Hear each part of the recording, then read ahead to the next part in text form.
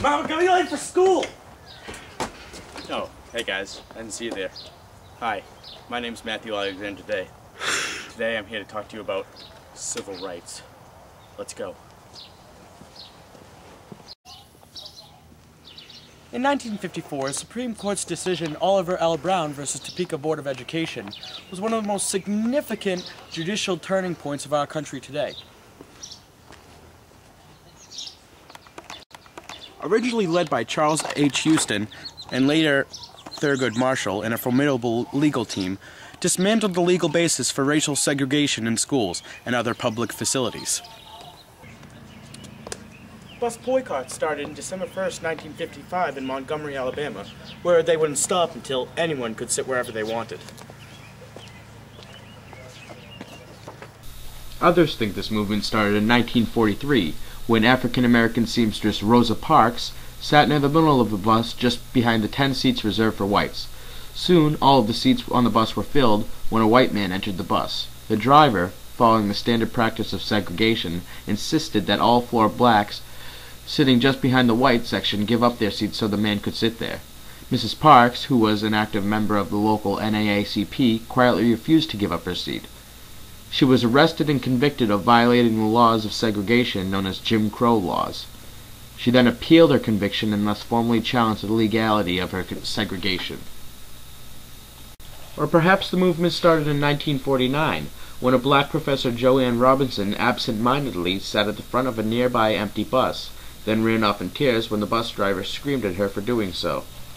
Or quite possibly the early 1950s, when a black pastor named Vernon Jones tried to get other blacks to leave a bus in protest after he was forced to give up his seat to a white man, only to have them tell him, "You ought to know better."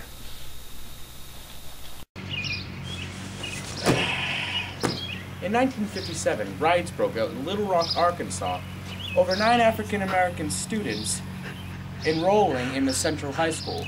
This became known as a crisis because of the struggle between segregationists and integrationists. Governor Furbeau ordered National Guardsmen to surround the high school to keep the 9 black students from entering. President Dwight D. Eisenhower ordered the 101st Airborne Division to protect the Little Rock 9, as they were known. Yeah, they were.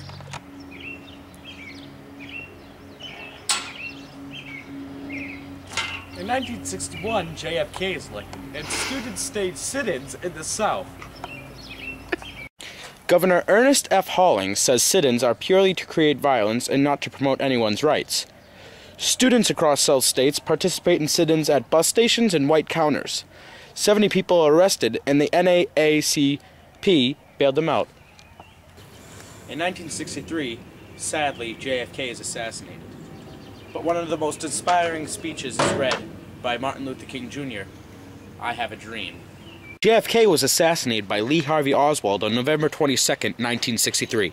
Want to go on to the next thing? Wait here, Matt. There's so much stuff in that you're missing. There's more? Yes. Some people say there are conspiracy theories how JFK was really shot. Well, what do you mean?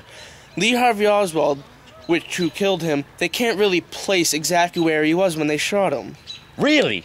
Really. One of the most famous conspiracy theories, known as the magic bullet. The magic what? The magic bullet. They say that the bullet killed more than one person other than JFK, as one of his security guards too. But it was only one shot, so they can't pinpoint exactly where it came from. Well, that's odd. Yes.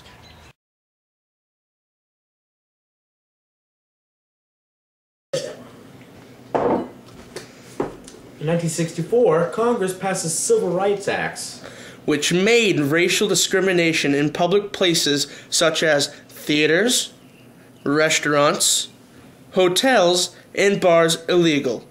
It also required employers to provide equal employment opportunities.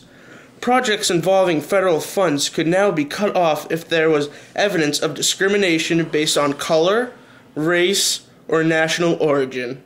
You done yet? Yes. Trying to take the spotlight? Yes. I'm sorry.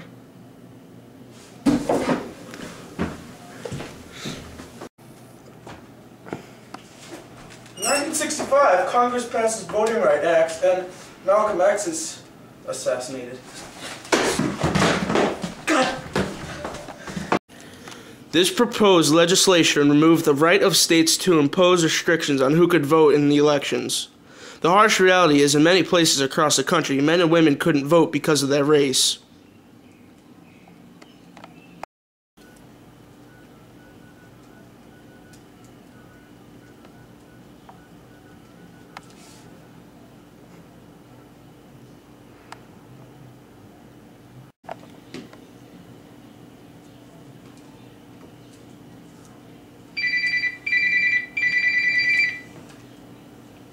Hello? Hey Nick DeZero, it's your best friend Matt Day. Did you know in 1967 race riots in major cities broke out? Stop calling me! Alright people, we only have 1 minute left on this tape, so let's get it done with. Nixon was elected and Martin Luther King Jr. is assassinated at 6:01 p.m. April 4th, 1968. He was shot and killed while standing on a balcony of his room at the Lorraine Motel in Memphis. Violence and whatever that word means followed. In outrage of the murder, blacks had mass riots. Alright.